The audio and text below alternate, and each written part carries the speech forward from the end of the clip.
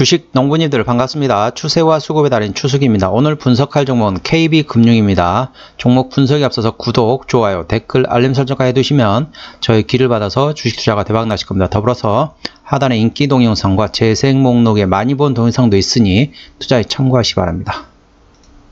예, KB금융 우리나라 대표적인 금융사가 되겠죠. 옛날에 국민은행 있고요. 그 다음에 여러 가지 금융 이제 자회사들이 있다고 보시면 되겠습니다. 일단 내용 먼저 말씀드리겠습니다. 리포트 내용인데요. 2023년 수익자 마진 개선세 지속하면서 견조한 실적을 시현한다.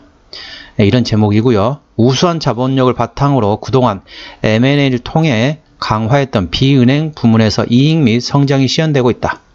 2분기 경쟁사 대비 견조한 님, 그러니까 님이라는 게 NIM이라는 게 순이자 마진이 되겠죠.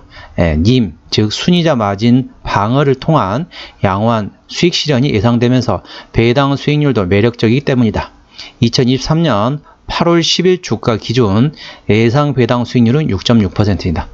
계속 제가 이제 말씀을 드리고 있지만은 자, 이제 고배당주냐 저배당주냐 그 구분하는 거를 예전에는 어떤 사람들이 이제 3%가 넘으면은 고배당주다 그렇게 말하신 분들이 있어요. 그것은 과거에 기준금리가 1.5%일 때 말하는 겁니다. 예, 1.5% 당시에 2배, 기준금리의 2배 이상이 되면은, 그 이제 고배당주라고 분류를 하거든요. 그래서 아직까지도 3%를 고배당주로 알고 계신 분들이 상당히 많은데, 기준금리의 2배 이상이 돼야만이 고배당주라고 보시면 되겠습니다. 그러니까 과거 1.5% 당시에는 3%면 고배당주죠. 현재 기준금리가 얼마죠? 3.5%입니다. 3.5% 2배면 7%. 7% 이상의 배당을 줘야만이 고배당주로 분류된다는 거죠. 조금 이따 이제 배당 내용도 제가 살펴보겠지만은 이 리포트 내용상으로는 6.6% 배당 수익률이라고 하면은 고배당주로 분류는 할 수는 없습니다. 7%부터는 고배당주로 현지는 분류된다고 보시면 되겠습니다. 두 번째 리포트 내용인데요. 차기 회장 인선 경영 승계 프로그램의 시험대다. KB금융 회장 후보 추천위원회 숏리스트가 발표됐다. 내부 인사 4명과 외부 인사 2명으로 됐다. 9월 중순이면 차기 회장 불확실성이 해소가 기대된다.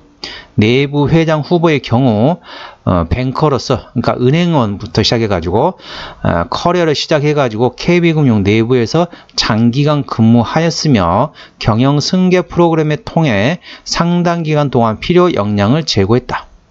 일각에선 CEO 교체 관련 우려가 제기되고 있으나 경영 승계 프로그램 및 최근 신한, 하나금융 사례 감안시 주주 가치에 반하는 결정을 내릴 가능성은 낮을 전망이다.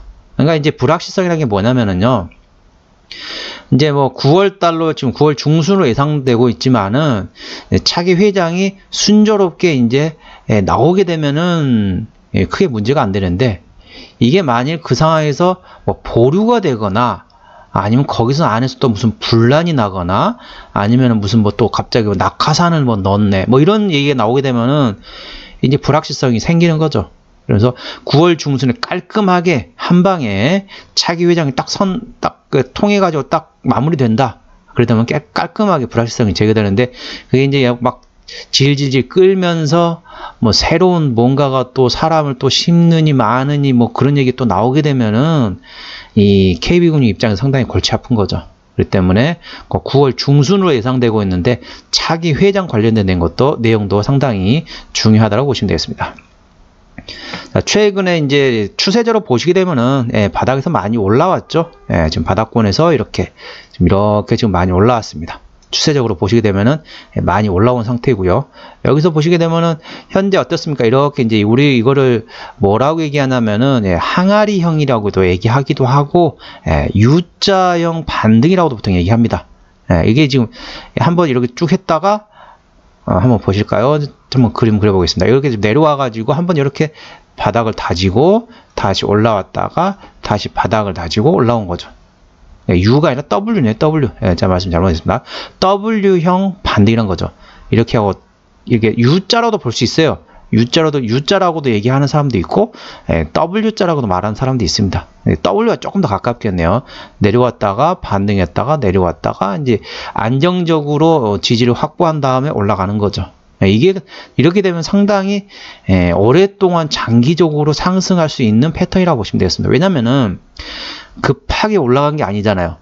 이게 지금 여기서부터 여기서 한번 다지고 한번 또 다지고 올라갔기 때문에 두 번이나 다졌기 때문에 기간도 뭐 며칠 만에 반등한 게 아니잖아요. 상당히 지금 시간이 걸려가지고 여기서부터 이렇게 되면 지금 몇 달입니까? 몇 달 동안 지금 바닥을 다졌어요. 그래서 올라가기 때문에 공든 탑이 무너지랴라는 우리나라 속담 있잖아요. 상당히 공을 들여가지고 바닥을 다졌다. 그렇기 때문에 현재 올라가는 거는 강한 상승이 나오지 않을까. 강한 상승도 물론 있지만은 조금 더 길게 상승할 수 있다는 거죠. 이게 짧게 끝날 게 아니라 길게 상승할 수 있는 그런 상승 추세다. 그래 보시면 되겠습니다. 자, 이 종목 같은 경우는 지지대 같은 경우는요. 46,500원입니다. 46,500원이고요. 자, 저항대 같은 경우는 55,000원이 되겠습니다. 46,500원의 지지대, 위로는 55,000원이고 55,000원이 넘게 되면 이제 6만원대 신고가를 또 테스트 하겠죠. 항상 이제 말씀드리고 있지만은 상승 추세의 마지막은 증권주, 은행주 이쪽에서 보통 많이 합니다. 때문에 관련대가 상당히 중요한 상황이죠. 그리고 이제 배당 얘기가 여름에 배당주를 많이 사잖아요. 사람들이. 그리고 아까 말씀드린 것처럼 배당 또 매력도 어느 정도 있기 때문에 관련돼 가지고 움직이고 있다고 보시면 되겠습니다. 마지막에 한번 딱 정리하기 때문에 동영상 끝까지 시청해 주시기 바랍니다. 자, 수급적으로 보시게 되면 외국인 같은 경우는 한 달 동안 138만 3천 주를 샀습니다. 그런데 최근에 어떠냐? 외국인 같은 경우는 현재 샀다, 팔았다, 샀다를 하고 있습니다. 현재 외국인은 현재 이 종목을 트레이딩을 하고 있다. 그래 보시면 되겠고요. 기관 같은 경우는 좀 강하게 사고 있죠. 기관은 계속 중간에 조금씩 팔고 있긴 하지만은 추세적으로는 계속 순매수 기조라고 보시면 되겠습니다. 그러면은 누가 지금 사고 있느냐? 자, 금투가 사고 있고요. 보험은 지금 팔고 있습니다. 투신도 팔고 있고 연기금은 사고 있고 자, 사모펀드는 트레이딩하고 있습니다. 그렇기 때문에 금투하고 연기금이 사고 보험과 투신이 사고 사모펀드는 트레이딩하다는 거 참고하시기 바랍니다. 자, 신용비를 보시게 되면 0.03%. 이 정도는 상당히 안정적이죠. 코스피 200 종목이기 때문에 대차거래 공모도 상황 보시겠습니다. 대차거래 상황 보시게 되면은 최근에는 지금 이제 감소했다가 다시 최근에 조금 증가하는 추세로 넘어가고 있다고 보시면 되겠습니다. 현재는 추세적으로는 대차거래가 증가하고 있다고 보시면 되겠고요.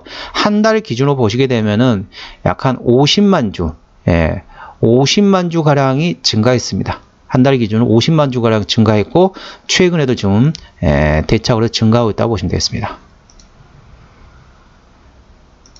공매도 상황 보시겠습니다. 공매도 상황 보시게 되면 10% 이상이 중요하겠죠. 하루 이틀 3, 4, 5, 6, 7, 8, 9, 10, 11, 12, 13, 14, 15. 상당히 공격적으로 공매도를 치고 있습니다. 제가 항상 말씀드리고 있는데 바닥에 있을 때는 대차거래 공매도를 조심해라. 그리고 고점에 있을 때는 신용을 조심하라고 항상 말씀드리고 있잖아요. 근데 현재 상태는 바닥권이 아닙니다. 지금 올라오고 있습니다. 그러니까 제가 이제 바닥권이냐 저점이냐 고점이라고 말씀드렸지만은 정확히 말씀드리면은 하락 추세냐 상승 추세냐라고 중요해요. 그러니까 하락 추세일 경우에는 공매도를 치잖아요. 그럼 누군가를 사줘야 되는데 사줄 힘이 없기 때문에 위험하다는 겁니다. 공매도 대차거래가 계속 공격하게 되면은 누군가 사줘야 되잖아요. 사줄 힘이 없기 때문에 하락 추세일 때는 대차거래 공매도를 조심하라는 거고, 자, 상승 추세일 때는 어쩌냐? 상승 추세일 때는 대차거래 공매도를 치더라도 사줄 수 있는 힘이 있기 때문에 상관이 없다는 겁니다. 현재 보시면 아시겠지만은 현재는 추세가 지금 올라가고 있습니다. 상승 추세 중이라는 거죠. 상승 추세 중이기 때문에 공매도를 치더라도 충분히 사줄 수 있는 수급이 있다는 거죠. 그렇기 때문에 대차거래 공매도는 그렇게 걱정이 안 되는 거죠. 지금 열심히 공매도를 치고 있는데 어떻습니까? 주가는 어쩌죠? 주가는 지금 상승 중입니다. 그 말은 뭐냐? 공매도를 열심히 치더라도 사줄 수 있는 수급에 힘이 있기 때문에 강하게 산다는 거죠. 그렇기 때문에 현재 공매도가 열심히 치더라도 그렇게 크게 걱정 안 하셔도 되겠습니다. 자, 최대주 지분율 보겠습니다. 최대 주주 지분율 보시게 되면 국민연금이 8% 가지고 있고요. 블랙락에서도 가지고 있고 KB 자사주 그렇게 보시면 되겠습니다. 전반적으로 은행주 같은 경우는 어떻습니까? 이제 국민연금을 포함해가지고 국가에서 거의 뭐 운영한다고 보시면 되겠습니다. 그렇기 때문에 뭐 이 회사 가지고 뭐 예전에 우리 IMF 때처럼 그런 특별한 상황이 아니면은 은행주 같은 경우는 그렇게 크게 문제가 될 수는 없습니다. 예, 갑자기 뭐 금융위기라든지 그런 상황이 벌어진다면 이제 문제가 될 수 있지만은 그런 상황이 아닌 일반적인 상황에서는 크게 문제가 안 된다고 보시면 되겠고, 자, 어떤 회사인지 다들 아시죠? 예, 은행 회사이고, 그 다음에 이제 금융회사라고 보시면 되겠습니다. 실적 상황 보시게 되면은 매출액 같은 경우는 작년에 2조 원대에서 올해 2조 6천억, 내년에 2조 7천억. 예, 괜찮죠? 영업이익 같은 경우는 작년에 5조 6천억에서 올해 6조 9천, 내년에 7조 1천. 당기순이익 같은 경우는 작년에 4조 1천에서 올해 5조, 내년에 5조 1천. 괜찮습니다. 분기 실적 보시게 되면 1분기 지나갔고요. 2분기에 작년에 1조 4천억에서 올해 2조 원. 3분기 같은 경우는 작년에 1조 5천억에서 올해 1조 8천억. 그 다음에 4분기는 작년에 6,600억에서 올해 1조 1천까지 전반적으로 계속 전년 동기 대비 실적은 양호하게 나오고 있다고 보시면 되겠습니다. 잘 나오고 있다는 거죠.